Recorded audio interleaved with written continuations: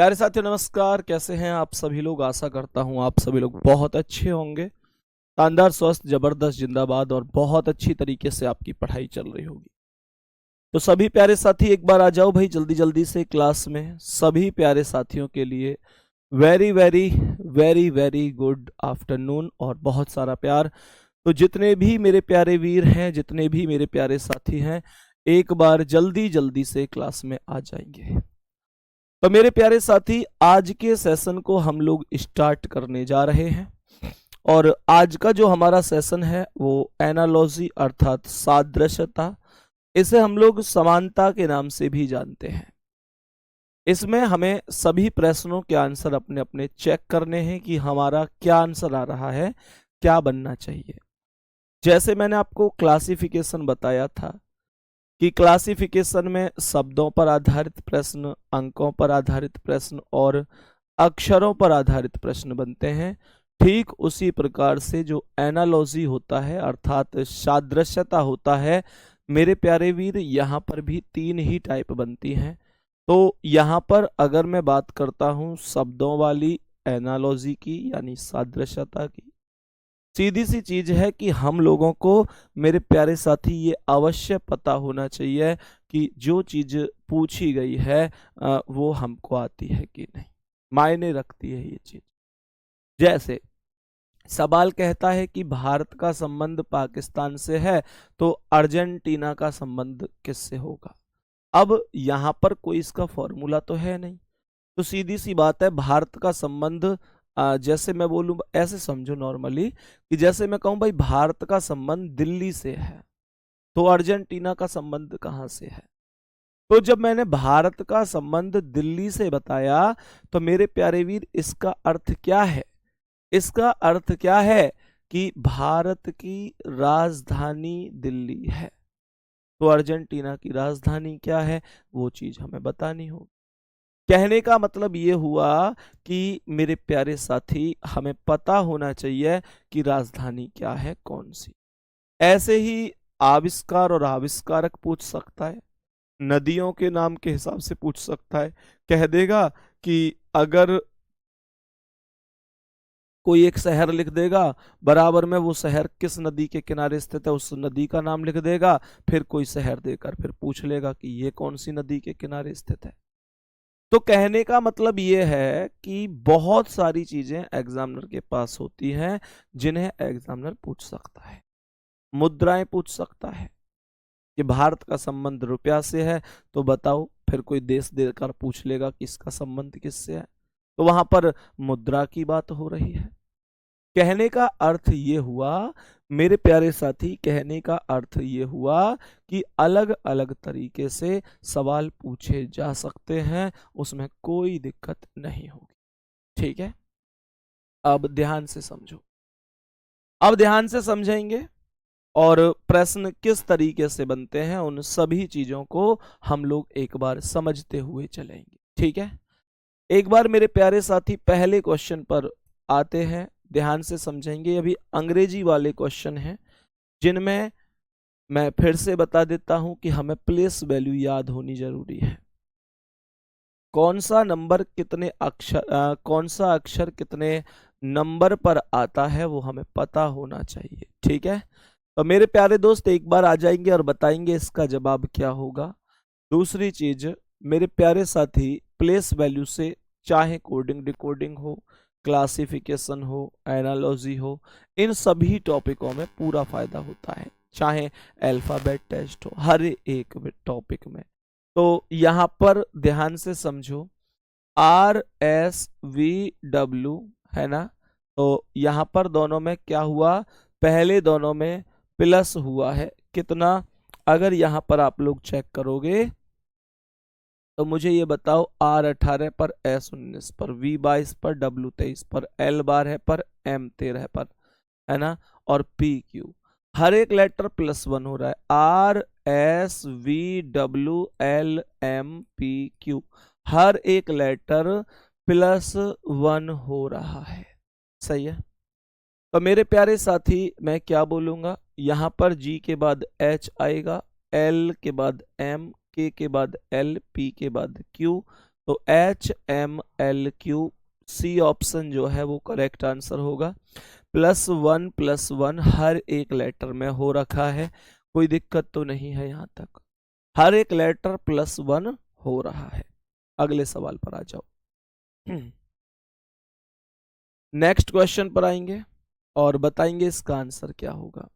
सवाल ने लिखा हुआ है कि PRAG को QTDK लिखा जा रहा है, तो बताओ सभी प्यारे साथी STOP को कितना लिखा जाएगा, बताओ भाई जल्दी से। सभी प्यारे साथी बताएंगे एक बार जल्दी से। P कितने पर आता है? 16 पर, R 18 पर, A 1 पर, G 7 पर, Q कितना है? 17, T 20, D 4, K 11। तो ये 16 से 17, इसका अर्थ है कि +1 हुआ है। 18 से 20, इसका अर्थ है कि +2 हुआ है। 1 से 4, इसका अर्थ है कि +3 हुआ है। 7 से 11, इसका अर्थ है कि +4 हुआ है। तो कहने का मतलब हुआ कि यही लॉजिक है, +1 +2 +3 +4, ठीक है। तो यहां पर S 19 पर, T 20 पर, O 15 पर, P 16 पर, तो 19 और 1 20 पर T आ गया, 20 और 2 22 पर V आ गया, 15 और 3 18 पर R, और 16 4 20 पर T, तो TVRT ये सी ऑप्शन करेक्ट आंसर हो जाएगा, ठीक है। सी ऑप्शन आपका करेक्ट आंसर हो जाएगा। यहां तक किसी भी दोस्त को कोई दिक्कत तो नहीं है, नॉर्मल सी चीजें हैं, उम्मीद करता हूं आप समझ गए होंगे। अगले सवाल पर आओ, नेक्स्ट क्वेश्चन पर बढ़ो और बताओ इसका करेक्ट आंसर क्या होगा।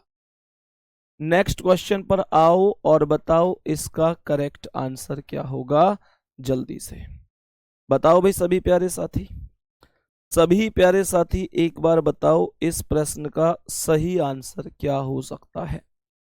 तो यहां पर भी मुझे लगता है सेम लॉजिक है, H 8 पर, M 13 पर, P 16 पर और U 21 पर, I 9, O 15, S 19, Y 25। तो 8 से 9, इसका अर्थ है +1, 13 से 15 अर्थात +2, 16 से 19 अर्थात +3 और 21 से 25 अर्थात +4। अब ध्यान से समझेंगे, जब मैं यहां पर वैल्यू लिखूंगा तो G 7, M 13, R 18, F 6, तो 7 और 1 8 पर H आएगा, 13 और 2 15 पर O, 18 और 3 21 पर U, 6 और 4 10 पर J, तो HOUJ बी ऑप्शन करेक्ट हो जाएगा।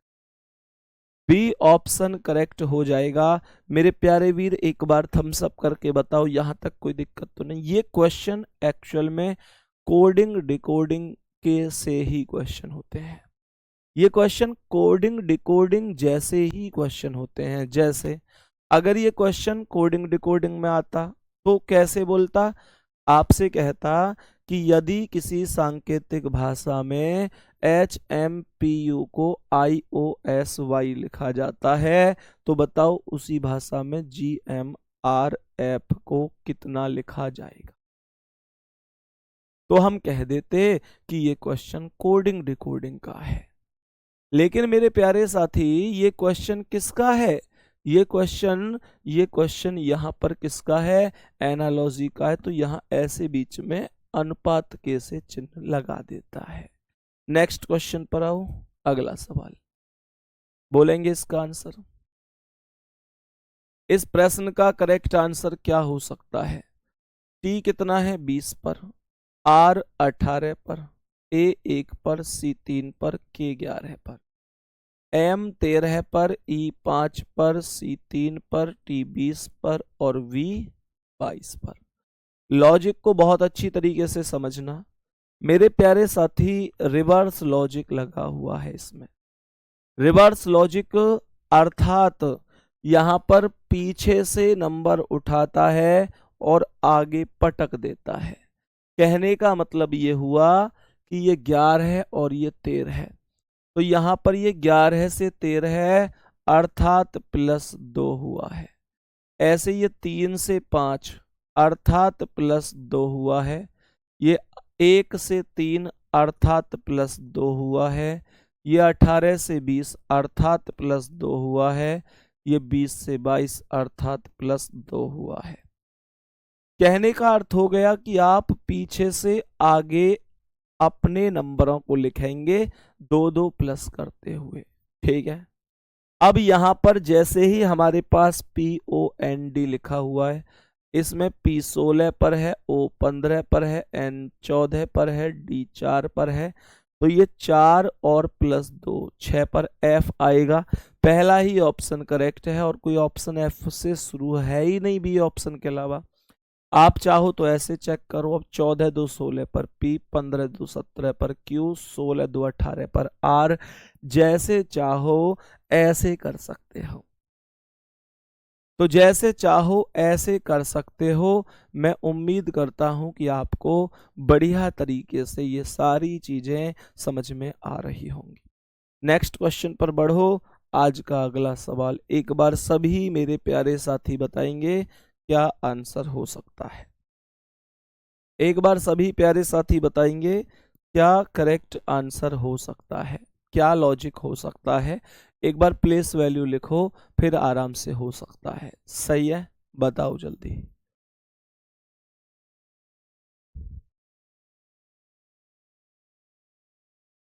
बताओ भाई। सर जी सुपर 20 कब से कराओगे? मेरे भाई मैंने बताया तो था कि थोड़ा सा समय की दिक्कत है, थोड़ा सेटलमेंट नहीं बन पा रहा है। इस महीने के लास्ट तक शुरू कर दूंगा। ठीक है, ये मैंने आपको बताया भी था, इस महीने के लास्ट तक शुरू कर देंगे। सवाल पर आ जाओ। यहाँ पर B कितना है? 2, G 7, M 13 है और R 18, D 4, I 9, O 15 और T 20। तो ध्यान दो, 2 और 2 4, 7 और 2 9, 13 2 15, 18 2 20। एक सीधा सीधा सा लॉजिक है, पहली संख्या पहली संख्या से, दूसरी दूसरी से, ऐसे करते हुए लॉजिक चल रहा है। और बड़ा ही नॉर्मल सा लॉजिक है कि +2 हो रहा है, हर एक लेटर में 2 प्लस हुआ है। तो यहाँ पर ये आप लोग ऐसे समझो, S 19 है, N 14, O 15 और V 22।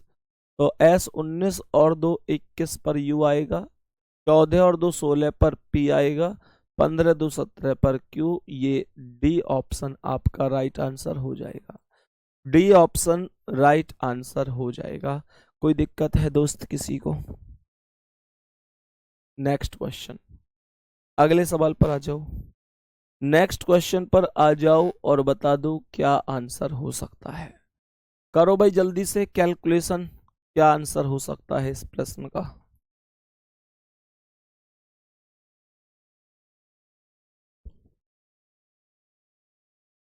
बताओ भाई।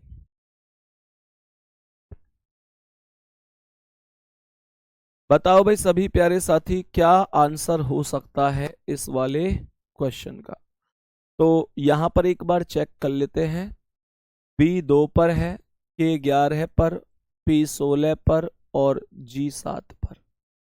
यहाँ चेक करते हैं D 4 पर, N 14 पर, R 18 पर और J 10 पर, C 3 पर, M 13 पर, O 15 पर और G 7 पर।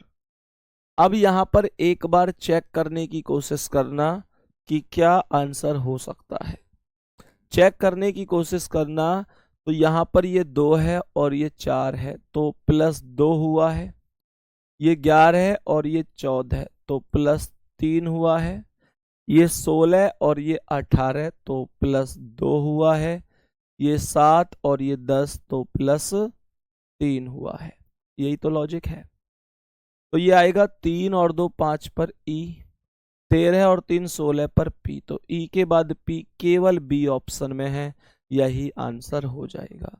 यही मेरे क्वेश्चन का करेक्ट जवाब हो जाएगा। सही है यहाँ तक? यहाँ तक बोलेंगे सभी प्यारे साथी, क्या यहाँ तक कोई दिक्कत परेशानी है? यहाँ तक बोलेंगे क्या यहाँ तक किसी भी साथी को कोई भी दिक्कत परेशानी है? यहाँ तक एकदम ओके होगा, सबको सब कुछ समझ में आया होगा। नेक्स्ट क्वेश्चन पर चलें। अगला सवाल बताओ, इसका आंसर क्या है?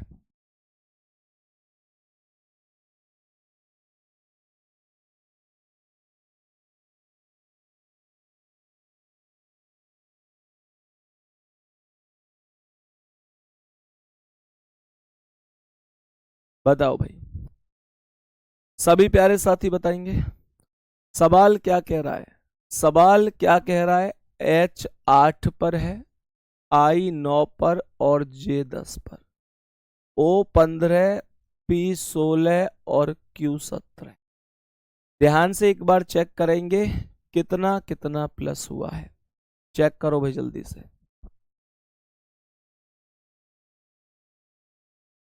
हाँ भाई, ये देखो 8 और 7 15, 9 और 7 16, 10 और 7 17।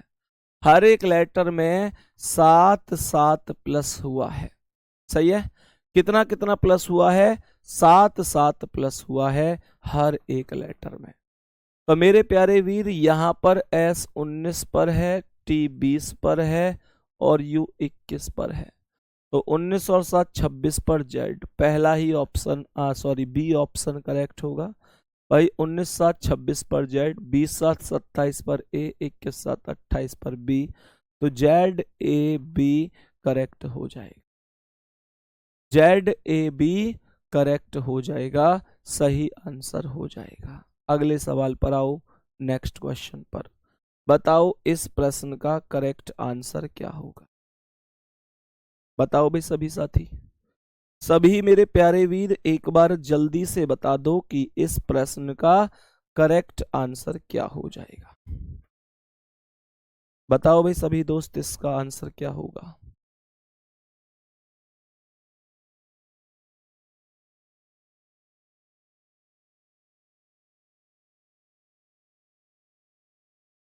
करो भाई कोशिश, जल्दी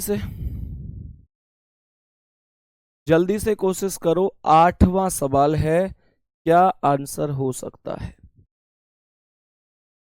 बी कितना है? 2, E 5, H 8, K 11, N 14 और Q 17, F 6, I 9, L 12। तो यहां पर 9 प्लस हुआ है।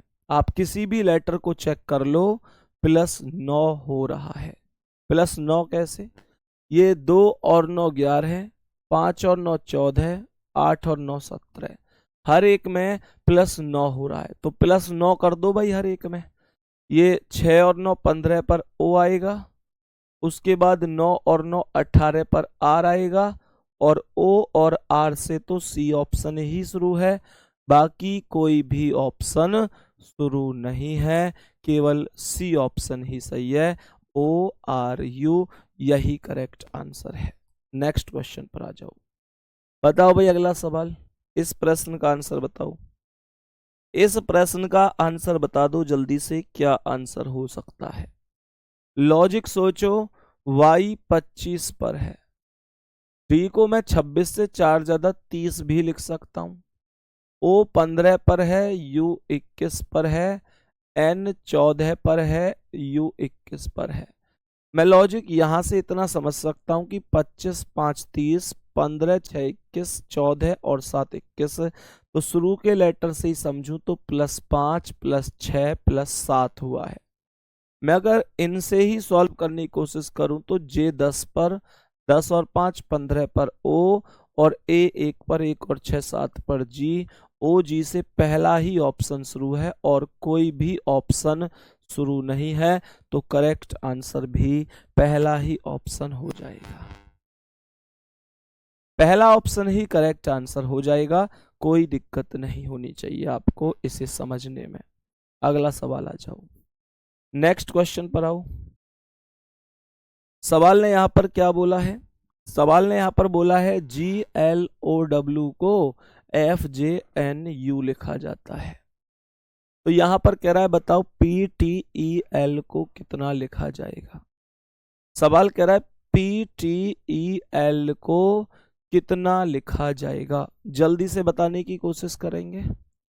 तो G कितना है 7 पर, L 12 पर, O 15 पर, W 23 पर, F 6 पर, J 10 पर, N 14 पर, U 21 पर, P 16, T 20, E 5 और L 12।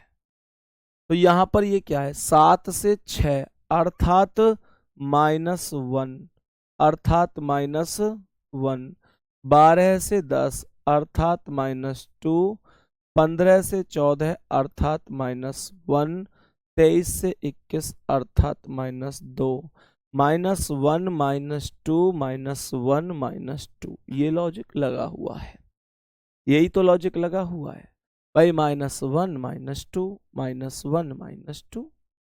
अब यहां इस लॉजिक को ध्यान से देखें तो 16 में से 1 गया 15 पर O आ गया, फिर 20 में से 2 गए तो 18 पर R आ गया, फिर 5 में से 1 गया तो 4 पर D आ गया, फिर 12 में से 2 गए तो 10 पर J, ORDJ। ये बी ऑप्शन राइट आंसर हो जाएगा, ये बी ऑप्शन प्रश्न का राइट आंसर हो जाएगा। और अब हम बढ़ते हैं अगले प्रश्न की ओर। बताओ इसका आंसर क्या है, करो भाई कोशिश जल्दी से। सभी प्यारे साथी एक बार करो कैलकुलेशन, क्या आंसर हो सकता है, बताओ जल्दी से क्या करेक्ट आंसर हो सकता है इस प्रश्न का। करो भाई कोशिश इस प्रश्न का आंसर बताने की। तो कैसे समझेंगे? अगर मैं डी की बात करूं तो डी 4 पर है, H 8 पर है, P 16 पर है, Q 17 पर है, Z 26 पर, D 4 पर, L 12 पर, M 13 पर। तो ये 4 से 26, 26 का मतलब क्या होता है, जीरो ही तो होता है भाई। 26 का मतलब जीरो मान लो, या फिर 4, 26 से 4 ज्यादा तो ये से 30 मान लो, 30 में से 4 गया तो 26। हर एक लेटर में चेक करो -4 हो रहा है। 4 से 4 कम 0 पर Z, 8 से 4 कम 4 पर 4, 16 से 4 कम 12, 17 से 4 कम 13।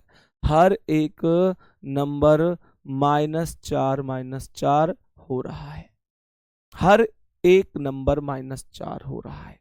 ठीक है, तो यहां पर कैसे करेंगे? S 19 पर है, W 23 पर, I 9 पर और Y 25 पर। तो 19 से 4 कम 15 पर O, 23 से 4 कम 19 पर S, 9 से 4 कम 5 पर E, OSE से केवल A ऑप्शन शुरू है और कोई भी ऑप्शन OSE से शुरू नहीं है। सही है, और कोई भी ऑप्शन शुरू नहीं है। आंसर निकाल देंगे। नेक्स्ट क्वेश्चन पर आओ, बताओ इसका आंसर। सभी प्यारे साथी समझेंगे इस क्वेश्चन को। JKLM के लिए I लिखा जाता है। सही है, तो PQRS पूछ रहा है। J 10 पर आता है, K 11 पर, J 10 पर, K 11 पर, L 12 पर, M 13 पर। यहाँ I know। तो 10 से 1 कम करो 9, भाई 10 माइनस 1 9, 11 माइनस 2 9, 12 माइनस 3 9, 13 माइनस 4 9। तो -1 -2 -3 -4, -1 -2 -3 -4, ऐसे ही तो चल रहा है। तो यहां पर सवाल को समझेंगे। P 16 पर है, Q 17 पर है, R 18 पर है, S 19 पर। 16 में से 1 कम करेंगे तो 15 पर O आएगा, 17 में से 2 कम करूंगा तो 15 पर O आएगा, 18 में से 3 कम तो 15 पर O, 19 में से 4 कम तो 15 पर O। आंसर आएगा O O O O। सही है, O O O O, ये हमारा करेक्ट आंसर हो जाएगा। अगला सवाल आ जाओ। नेक्स्ट क्वेश्चन पर आओ भाई जल्दी से। इस प्रश्न को समझो क्या कह रहा है। प्रश्न को समझेंगे। P कितने पर है? 16 पर, A 1 पर और N 14 पर। T कितना है? 20, D कितना है? 4 और M कितना है? 13 है। तो ये आएगा 16 + 4 20, तो +4 हो गया। 1 और ये 4 तो +3 हो गया। ये 14 और ये 13 है तो -1 हो गया। +4 + 3 -1, +4 + 3 -1। तो यहाँ पर बताओ कहाँ पर लग रहा है ये? G7, 7 और 4 11, I9 11 +3 14 पर N होता, गलत हो गया। H8 K 11 +3 है, गलत हो गया। अब S19 W 23 +4 सही है। I9 L 12 +3 सही है। P16 O 15 -1 सही है। तो डी ऑप्शन करेक्ट आंसर हो जाएगा। डी ऑप्शन आपका करेक्ट आंसर हो जाएगा। अगले प्रश्न पर आओ, बताओ इसका आंसर क्या है। सभी प्यारे साथी बताएंगे इस प्रश्न का आंसर क्या होगा। PRAY को SNEV लिखा जाता है। बताओ जल्दी, जल्दी से बताओ क्या आंसर हो सकता है। P 16 पर है, R 18 पर है, A 1 पर है, Y 25 पर है, S 19 पर, N 14 पर, E 5 पर, V 22 पर। तो 16 और ये 19 अर्थात +3 हुआ है। ये 18 और ये 14 तो -4 हुआ है। पहले +3 फिर -4। ये 1 और ये 5 तो +4 हुआ है। 25 और ये 22 तो -3 हुआ है। +3 -4 +4 -3 का लॉजिक लगा हुआ है। बताओ भाई क्या ये लॉजिक मैं अगर लगाऊं तो कौन से ऑप्शन में लग सकता है कोई व्यक्ति जो आंसर दे। बच्चों का आंसर आ रहा है कि सर डी ऑप्शन सही है। एक बार चेक कर लेते हैं। L 12 पर, I 9 पर, ये तो गलत हो गया भाई। पहला लेटर +3 होना चाहिए और ये तो 12 से 9 का मतलब -3 हो रहा है। -3 हो रहा है तो ये कैसे सही हो सकता है मेरे भाई? ये कैसे सही हो सकता है? तो ये गलत जवाब हो जाए। अब यहां पर अगर इसमें चेक करूं तो S19 पर, V 22 पर अर्थात +3 हुआ, ठीक है।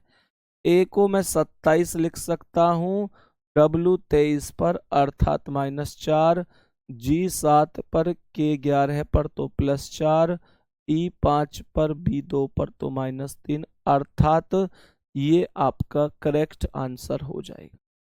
अर्थात ये आपका करेक्ट आंसर हो जाएगा। बहुत ही बढ़िया मेरे प्यारे साथी, आज की क्लास को यहीं पर रोकेंगे। आज तबीयत ठीक नहीं है। आज जितनी भी क्लास मैंने ली है लगभग आधा घंटे की ही ली है।